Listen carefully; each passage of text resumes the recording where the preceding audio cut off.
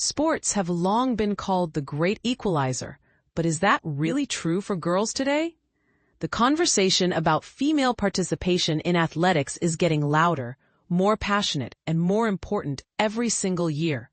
Girls in the Game 2025 wants you to notice and rethink who gets a seat at the table and who's still being left out.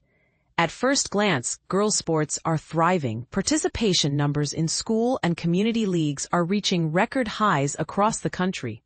Local tournaments are seeing more girls compete than ever, and headlines celebrate rising female champions.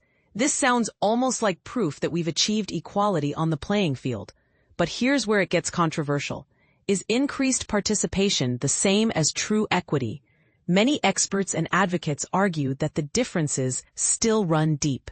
While more girls are wearing team jerseys, far fewer have access to the best coaching, resources, and opportunities compared to boys. Some schools still prioritize boys' teams when it comes to funding and facilities. And girls often play on outdated fields or with second-hand equipment. And this is the part most people miss. Behind every success story, there are invisible hurdles like social pressure, stereotypes, and even outright bias that can subtly shape who continues and who quits. Recent initiatives, like those highlighted by Girls in the Game 2025, have gone beyond simply boosting the numbers. They're focusing on mentorship programs, leadership development, and building support networks that empower girls to stay in the game and even become coaches or referees themselves. These efforts are remarkable examples of how to lay a real foundation for lasting change, rather than just celebrating winning teams. And yet, here comes another point for debate.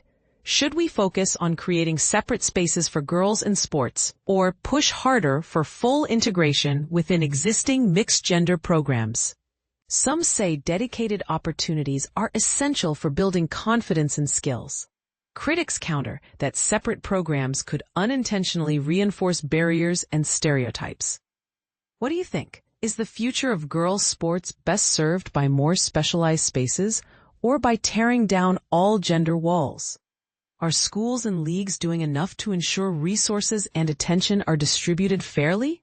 Maybe you've seen or experienced stories of bias or success that challenge the mainstream narrative. Let's make this a real conversation.